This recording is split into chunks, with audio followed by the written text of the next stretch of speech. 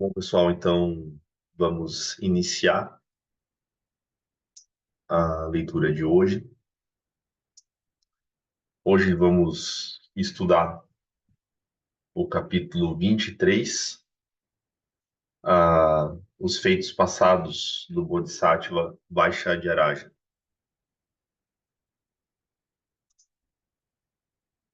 Então, vários dos capítulos finais do Sutra do Lótus parecem ter a intenção de promover os cultos de bodhisattvas específicos. Um deles é Vaishadhyaraja, rei da medicina, que já apareceu no capítulo 10. O capítulo 23 começa com o Bodhisattva pedindo ao Buda que explique por que o Bodhisattva Vaishadhyaraja vagueia pelo mundo realizando ações difíceis. O Buda explica que no passado distante, na época de um Buda chamado Chandra Surya Vimalaprabhasashri, que quer dizer pura e brilhante virtude do Sol e da Lua, havia um Bodhisattva chamado Sarvarupasamdarshana, que quer dizer manifestando todas as formas. Assim chamado porque depois de ouvir o Sutra do Lótus, ele dominou uma meditação que lhe permitiu exibir qualquer aparência à vontade. Em algumas versões do Sutra, ele é chamado de Sarvasattva Priyadarshana, ou visto com alegria por todos os seres sencientes, que é como Kumarajiva traduz o seu nome. Apesar da diferença entre os dois nomes, a ideia por trás deles é a mesma. Este Bodhisattva pode encantar todos os seres sencientes, precisamente porque pode mostrar-se a eles na forma, seja ela qual for, que eles acharão mais agradável. Esta capacidade sugere a sua profunda compreensão da vacuidade de todos os fenômenos, o que lhe permite manifestar-se livremente em qualquer forma e renunciar ao seu próprio corpo como uma oferenda. A capacidade dos bodhisattvas talentosos de se exibirem em qualquer forma é um tema que liga os capítulos 23 ao 25. Aqui, esta realização é representada como um produto da devoção do Sutra do Lótus. O Sutra descreve Sarvarupa Sandarshana como devotado inteiramente a práticas severas, isto é, ao ascetismo. As práticas ascéticas estavam bem estabelecidas na Índia antiga em todas as tradições religiosas. Embora se diga que o Buda defendeu um caminho intermediário entre os extremos da autoindulgência e da automortificação, o budismo historicamente teve sua própria vertente de prática ascética, enraizada na ideia de que submeter o corpo a disciplinas severas produziria poderes espirituais. Para prestar homenagem ao Buda Chandra Surya Vimalaprabhasashri e ao Sutra do Lótus, Sarvarupasandarshana decidiu fazer uma oferenda de seu corpo. Ele ingeriu todos os tipos de óleos aromáticos, cobriu o corpo com uma pomada perfumada e vestiu uma roupa de joias embebida em óleo. Ele então incendiou seu corpo. Queimou durante 1.200 anos, iluminando bilhões de mundos. Todos os Budas nesses mundos elogiaram seu ato como a oferenda suprema ao Dharma. Sarvarupa Sandarshana renasceu espontaneamente, sentado de pernas cruzadas no palácio de seu pai, o rei. Como o Buda Chandra Shurya Vimalaprabhasashri ainda estava no mundo, o Bodhisattva foi imediatamente prestar-lhe homenagem. O Buda informou-lhe que ele passaria para o Parinirvana naquela mesma noite e confiou ao Bodhisattva a distribuição de suas relíquias. Sarvarupa Sandarshana cremou devidamente o corpo do Buda, reuniu as relíquias e ergueu 84.000 estupas. Sentindo que isso não bastava, ele prestou homenagem às estupas queimando seus braços. A visão horrível de um professor sem braços era angustiante para seus alunos. Na literatura budista, casos de automutilação em prol do Dharma são relativamente comuns, e a pessoa mutilada é quase sempre curada, normalmente pelo que é chamado de afirmação da verdade, Satyavachana, uma espécie de juramento que, se for verdade, tem poderes mágicos. Neste caso, o Bodhisattva declarou: abandonei ambos os meus braços e definitivamente alcançarei o corpo dourado do Buda. Se isso for verdade e não falso, que ambos os braços sejam restaurados como antes. Seus braços foram imediatamente restaurados e flores preciosas caíram do céu. Shakyamuni explica que este Bodhisattva Sarvarupa Sandarshana do passado é, na verdade, o atual Baishadhyaraja. O Buda continua dizendo: se há alguém que se propõe e deseja alcançar a iluminação mais elevada e completa, ele deve prestar homenagem às estupas do Buda queimando um dedo da mão ou do pé. Durante os próximos 2000 anos, muitos nesse mundo sarrá fariam isso, recriando a autoimolação do Bodhisattva em cenas do mundo real. O capítulo termina com o Buda elogiando o capítulo Baixa de Araja e exaltando os benefícios para aqueles que o ouvem e o mantêm, uma declaração fornecendo evidências adicionais de que o capítulo era uma obra independente inserida no final do Sutra do Lótus. Por exemplo, quem o fizer terá sempre hálito com aroma de flores de lótus e pele com aroma de sândalo. Aos enfermos que ouvirem o capítulo serão curados, e as mulheres que ouvem e defendem o capítulo nunca mais renascerão num corpo feminino. O Sutra do Lótus seria muito mais influente na China do que na Índia, tanto como um todo, como em termos de seus temas e capítulos específicos. Há poucas evidências que sugiram que a oferenda do Bodhisattva Sarvarupa Sandarshana de uma lâmpada feita de seu próprio corpo foi imitada na Índia, embora isso possa ser devido apenas à falta de registros históricos. Na China, no entanto, histórias que começam já no final do século IV da DC, né, depois de Cristo, falam de monges e freiras que se enrolam em pano encerado e depois se incendeiam, cantando o 23º capítulo do Sutra do Lótus até que as suas vozes se calem. Assim, a história mais terrível do Sutra do Lótus não foi lida como uma parábola. Num sutra famoso por proclamar que o Buda nem sempre quer dizer o que diz, a história da autoimolação de Baixa de Araja foi interpretada literalmente. A autoimolação foi realizada por uma série de motivos registrados, como uma oferenda do Dharma, como no presente caso, para salvar ou beneficiar outros seres, para conseguir o nascimento em uma terra pura, ou como um ato de protesto, quando o budismo foi perseguido por autoridades seculares. Uma antologia da dinastia Tang, intitulada Contos sobre a Disseminação e Elogios do Lótus, conta a história de um monge chamado Rui Yi, que realizou o feito em 463. Rui Yi subiu no caldeirão e sentou-se em um pequeno banco. Primeiro, ele envolveu a parte superior do corpo em tecido de casca de árvore carpassa. Sobre isso, ele enrolou uma única tira de pano longa na forma de um turbante, que então borrifou com óleo. Então, pegando a vela, Rui Yi acendeu o turbante. Quando o turbante pegou fogo, ele jogou a vela de lado, juntou as palmas das mãos e começou a recitar o capítulo do Lótus do Rei da Medicina, Baixa de Araja. A chama começou a descer sobre sua testa, mas o som de sua recitação ainda era claro e distinto. Quando chegou aos seus olhos, tudo ficou em silêncio. Nobres e plebeus em todos os lugares levantaram um alto lamento, cujo eco reverberou por todo o vale. Não houve um entre eles que não estalasse os dedos e louvasse o nome do Buda em admiração, enquanto lágrimas de tristeza escorriam por seus rostos soluçantes. Uma prática menos extrema e muito mais comum era queimar os dedos ou as articulações dos dedos. O dedo ou articulação seria anestesiado, amarrando-se um barbante bem apertado abaixo da parte a ser queimada, para interromper a circulação. O dedo seria então envolto em resina de pinho e sândalo e incendiado enquanto o monge e aqueles que o assistiam recitavam o 23º capítulo do Sutra do Lótus. Essa prática continuou no século XX. Um abade influente na China do início do século XX e um dos professores do famoso monge reformador chinês Taishu foi Bazi Tuo, ou a seta dos 8 dedos. Assim foi chamado porque queimou um dedo de cada mão em reverência ao Sutra do Lótus. Atos de abandono do corpo têm sido altamente controversos, mesmo dentro da tradição budista. Uma crítica recorrente foi que exemplos nas escrituras budistas, como o de Baishadhyaraja, foram executados por bodhisattvas altamente avançados na prática que já haviam descartado todos os apegos. As pessoas comuns não poderiam imitá-los.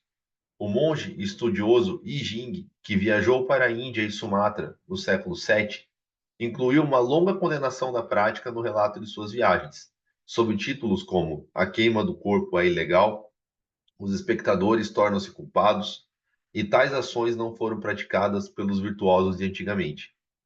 É digno de nota, porém, que a sua condenação se estende apenas aos monges. Ele argumenta que para um monge realizar a autoimolação é suicídio, o que o Buda proscreveu especificamente no Vinaya, o Código de Conduta Monástica.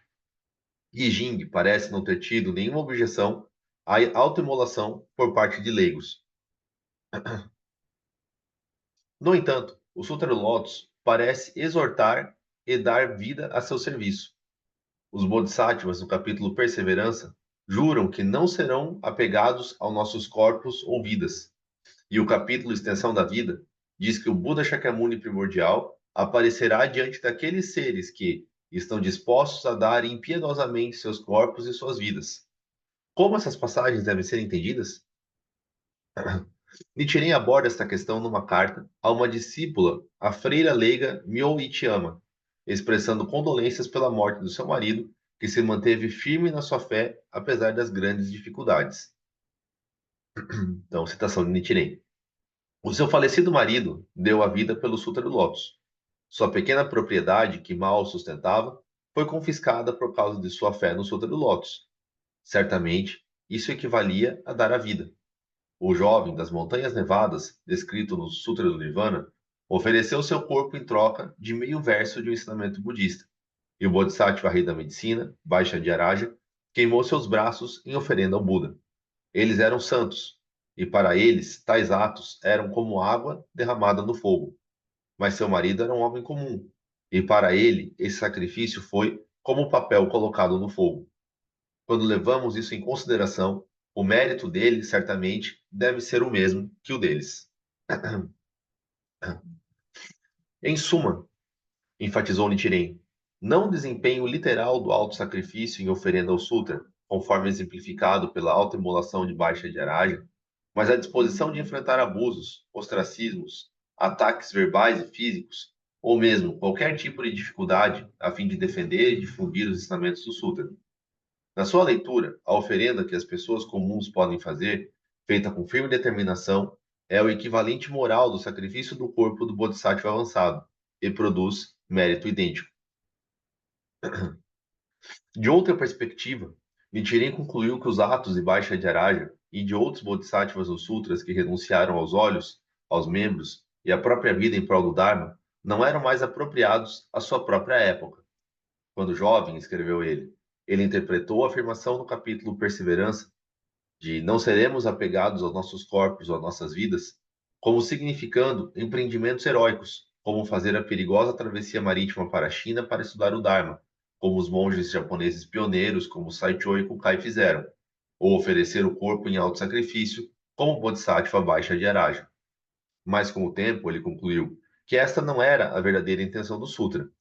Numa época em que o país está cheio de pessoas respeitadas que declaram que existem outros sutras que ultrapassam o Sutra do Lótus e se unem no ataque ao seu devoto, e quando tais pessoas são reverenciados pelos governantes e seus ministros, enquanto o devoto do Sutra do Lótus, sendo pobre e humilde, é desprezado por todo o país, se ele persistir em suas afirmações, como fez o Bodhisattva Sadaparibhutta ou o monge erudito Bhadrarushi, pode bem custar a sua vida. Manter a determinação nesse momento é a coisa mais importante de todas. O que conta, em suma, é defender o Lotus, não importa o que aconteça. O capítulo Baixa de Araja oferece a seguir 10 analogias que ilustram o status supremo do Sutra do Lotus entre todos os ensinamentos do Buda.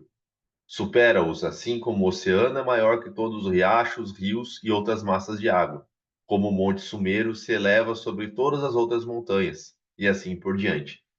Em seguida, segue 10 símiles vívidas que ilustram os poderes e bênçãos do Sutra.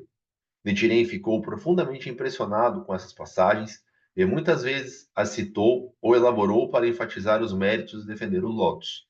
Aqui, por exemplo, em uma carta pessoal a um seguidor chamado Shiji Shiro, ele expande a afirmação de que o Sutra do Lotus é como um barco para um viajante.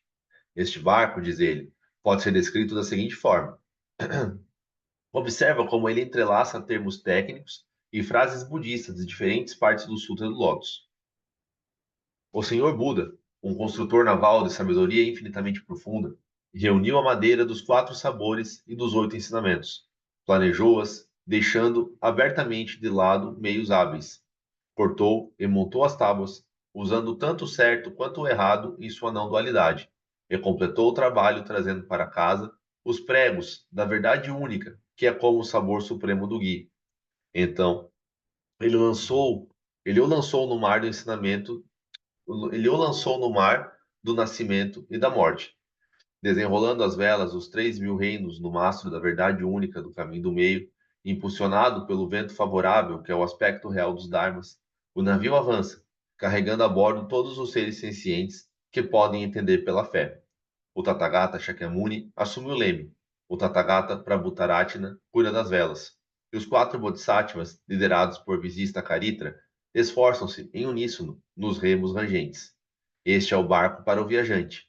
Aqueles que podem embarcar são os discípulos e seguidores leigos de Nichiren. Após as 10 analogias e 10 símiles, o Lotus prossegue exaltando os méritos de abraçar especificamente o capítulo Baixa de Araja, sugerindo que ele pode ter sido composto por um grupo de praticantes do Lotus particularmente devotados a este Bodhisattva. Nichiren, no entanto, leu a passagem como se aplicasse à sua própria época e ao Lotus como um todo. Por exemplo, uma declaração perto do final deste capítulo diz: durante o período de 500 anos após meu parinirvana, você deve espalhá-lo por toda parte em Jambudvipa, isso é, neste mundo, e não permitir que ele seja destruído. Os 500 anos depois do meu parinirvana, aqui provavelmente indicam a época em que os compiladores do Sutra do Lótus entendiam que estavam vivendo, isto é, dentro de 5 séculos após a morte do Buda histórico. Mas na tradução chinesa de Kumarajiva, o período de 500 anos depois também pode ser lido como os últimos 500 anos.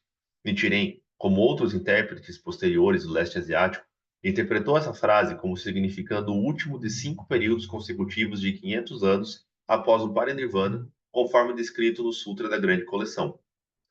Prevê-se que os últimos 500 anos serão um período de dissensão entre os seguidores do Buda, correspondendo ao início da Era de Mapo, quando o verdadeiro Dharma será obscurecido. Em outras palavras, Nichiren interpretou esta passagem como se referindo ao seu próprio tempo presente. Repudiar a ideia de que Mapo é necessariamente uma época de declínio do budismo, é, repudiando, né, a ideia de que Mapo é necessariamente uma época de declínio do budismo, ele recorreu à terceira analogia do capítulo Baixa de Araja, que compara a Sutra do Lótus à lua que ofusca todas as estrelas. As bênçãos do Sutra do Lótus superam as de outros sutras, mesmo durante os 2.000 anos das eras do Dharma verdadeiro e da semelhança, escreveu ele. Mas quando a primavera e o verão dos 2.000 anos das eras do Dharma verdadeiro e do Dharma da semelhança terminarem, e o outono e o inverno da era do Dharma final chegarem, então a luz desta lua, isto é, o lótus, brilhará ainda mais, mais brilhantemente. No texto do Sutra, o isso, que deve ser espalhado por toda parte, o Senrufu, em japonês, refere-se especificamente ao capítulo Baixa de Araja. Nichiren, no entanto, considerou uma referência ao próprio Sutra, e mais especificamente ao seu título, ou Daimoku Namu Myoho Renge Kyo. Conforme observado acima, as bênçãos prometidas neste capítulo abrangem toda a gama, desde hálito e pele perfumados, altamente desejáveis, imagina-se, num clima quente onde banhos frequentes podem ter sido difíceis, até transcender os sofrimentos do nascimento e da morte. É um ponto de vista muito moderno e ainda por cima privilegiado ver o insight espiritual como o único objetivo verdadeiro da religião e descartar a preocupação com os benefícios práticos como uma corrupção ou uma concessão para os incultos. Para os compiladores do Sutra na Índia, assim como para os seguidores de Nichiren mais de um milênio depois do Japão, os benefícios da fé e da prática abrangiam todo o espectro do mundano e do transcendente.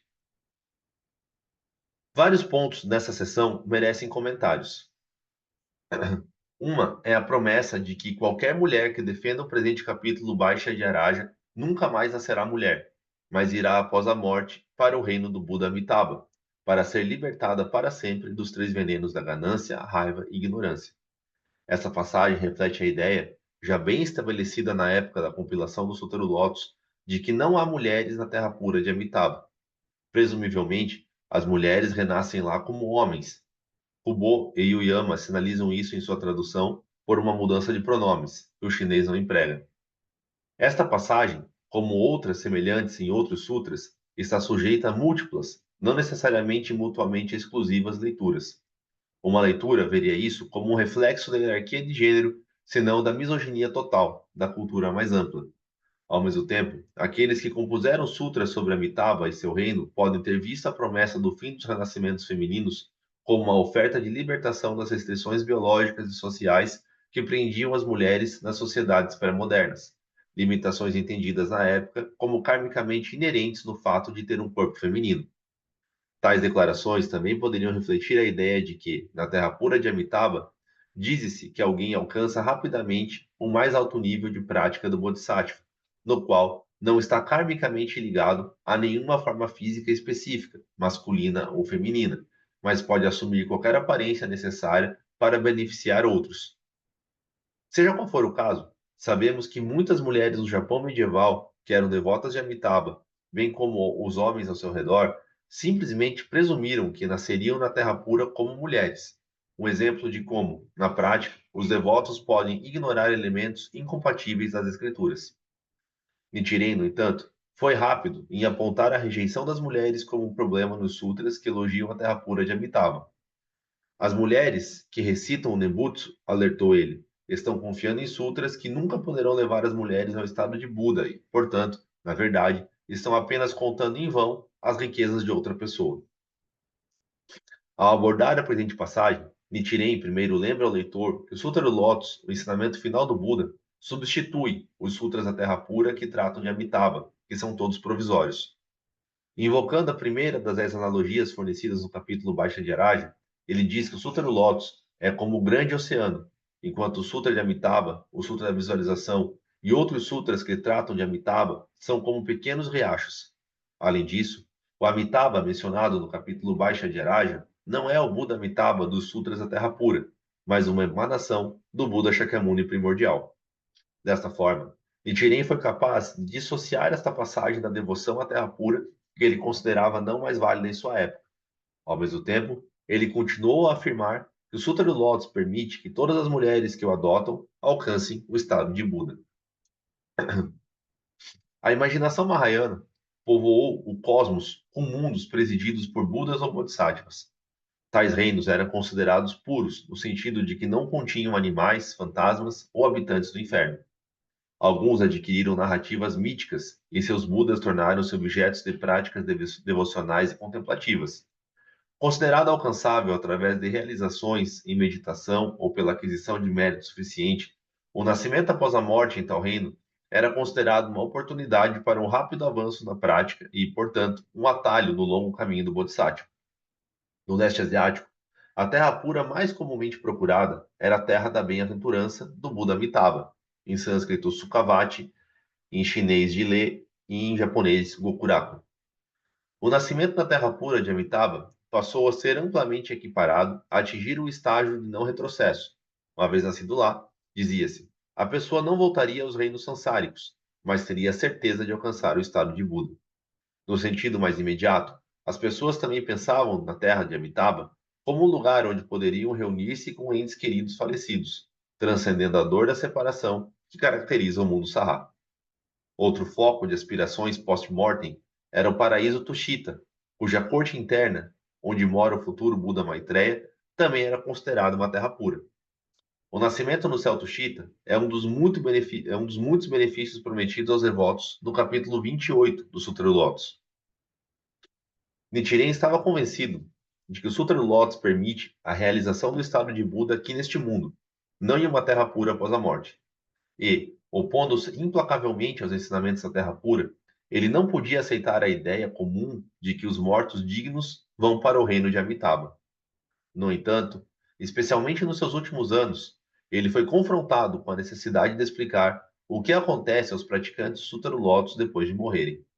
Ele ensinou que eles se juntariam ao eterno Buda Shakyamuni na terra pura do Pico do Abutre, em sânscrito Gridrakuta, em japonês Ryojusen, também traduzido como Pico da Águia. Em Rajagrija, na Índia, onde se diz que Shakyamuni pregou o Sutra do Lótus, e o termo terra pura do Pico do Abutre foi usado muito antes da época de Nichiren, para designar o reino do Buda primordial descrito no capítulo Duração da Vida. Nichiren não foi o primeiro a conceituar este reino como um destino post-mortem.